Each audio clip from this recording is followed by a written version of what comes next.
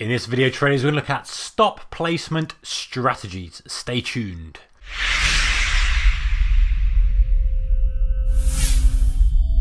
Hey traders, a very warm welcome to you. Thank you for joining me. I know your time is precious, so I appreciate you watching the video. Okay, so let's try and make this brief. Stop placement strategies applicable for day traders and swing traders. Gonna have a few ideas out there, put some of the regular ones out there, discuss the pros and cons, maybe some you haven't thought of. Most of all, any comments you've got, comments section below. I'm always interested to see what you guys are thinking, and others who watch the video will be too. So don't be shy with that one. All right, so what have we got with stop placement strategies? We've got a couple of things. The standard one is this. If we're going long at lows, we're going to have a stop under the lows. Let's say we're going long here. We've got a DAX 5-minute chart here. I've just picked it for the sake of argument, and we were sort of in the middle of nowhere. It doesn't really matter. Our stop is going to be, if we've got a low here and we see it coming back here, we're going to go long, and we're going to have a stop kind of, I would say probably around here, right? Now, the idea with stops is, and would be stopped out, if we took that, we hadn't taken it out, would be stopped out there. If we took it out and we took it out for 40 ticks, fantastic, done a good job. The idea, and obviously vice versa, is the upside. The idea of a stop, of course, which is what we've got to remember in our mind when we're coming up with new stop placement ideas, is, hey, I want to be tight enough so that I'm not giving away too much money and have to have my position size so small and it skews my risk reward ratio. And if you're a subscriber, you see I did a video on that where I really detailed kind of how getting a better entry and a better stop placement allows you to have a much better risk reward, increase your position size, does wonders for your P&L. But just looking at it from a stop perspective, we want it tight enough that we're not giving away too much, tight enough that really perfect stop placement is, hey, if we hit the stop, then the trade is negated. The trade idea is wrong, I'm incorrect, I'm out. But wide enough to allow for noise. So that's the art of the stop. And the question becomes, how wide do you have it?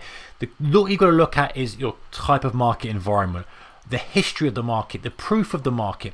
Just like random analogy, a police officer, should I say, would look at a criminal and say, hey, what's your past history? Oh, you've had a history of violence, you've had a history of robberies, whatever it may be. We need to be a little bit more careful. If you're looking at the market and it's got a history of wicking through levels, it's got a history of kind of doing a lot of noise before going in a direction, you need to treat it with caution. I think is that the worst analogy I've done on the videos? It might well be. Let me know your thoughts on that one. Anyway, you get the point. The point is you're looking at previous history to say, hey, you know what?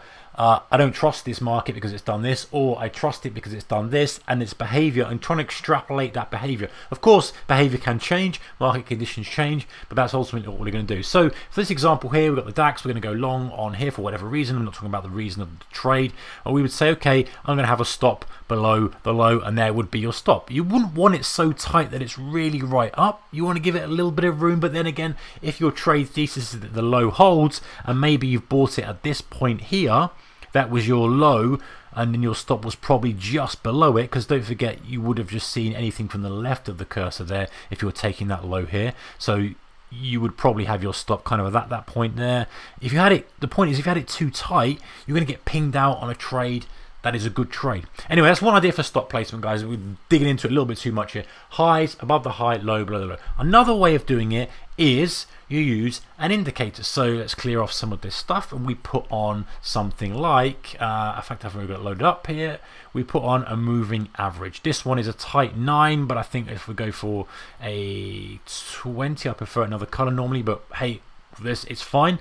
20 period moving average. So let's say, for example, let's stick with the same chart, and let's say we've gone short here. Again, we're not analyzing this market, we're not suggesting a trade, so we're just hypothetically putting a trade out there to say where our stop would be.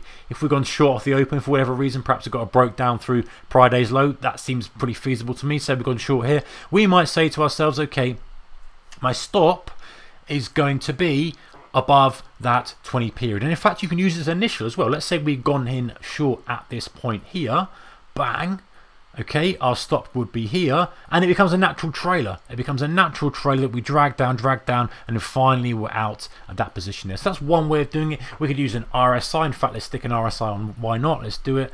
We go onto here, we got insert indicators, we scroll down to relative strength index, bang, let's use the default for now. Same kind of stuff, right? We can say, hey, listen, if the price gets overbought, and we'll have to probably zoom out a little bit to a different day here. Let's try this one. Let's say if the price gets overbought, I'm going to come out of the trade. So you might well go in on the curl here for whatever reason. Let's say you're setting that resistance level, rolling over. Let's say you've gone short there. Let's mark it off for whatever reason. You might then say, okay, well, if this RSI comes back into overbought territory, I'm out. Now, the downside of that, of course, is that you can't quantify. This thing could rip off to the upside, and it might take a while before that RSI catches up, depending on what settings you've got.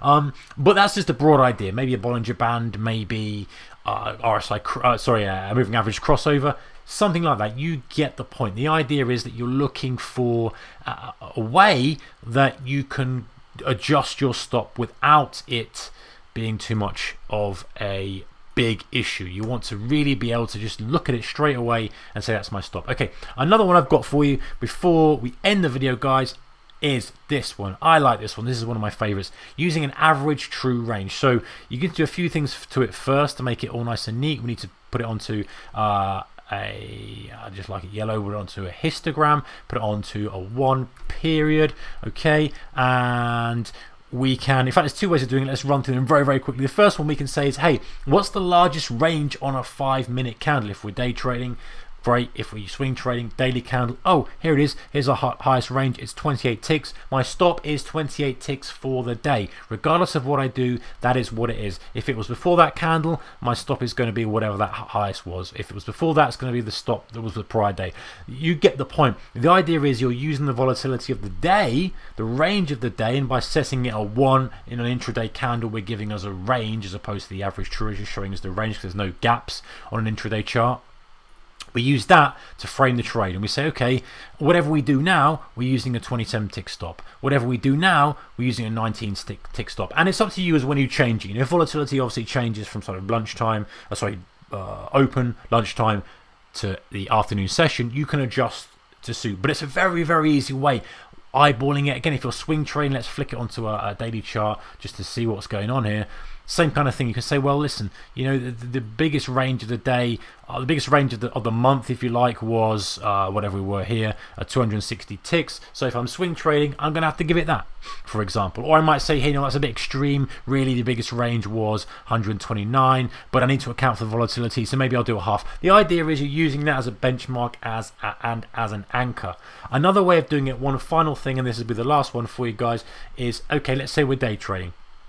Right, let's say we're going to day trading or swing trading on a 15-minute chart, for example. We would look then at the ATR, but instead of having 1, we would put it to something like a 10 period. Very simple way of doing it, and say, okay, the 10 period ATR is running at 31. I need to use a 31 tick stop if I'm trading off my 15-minute chart. Very clean, very simple, no cognitive load. You don't have to think about it. Now that means that if you're buying at lows, you're using a 31 tick stop from your entry, and that's going to take you well under, so it naturally fits in with the profile of that below the low above the high kind of thing.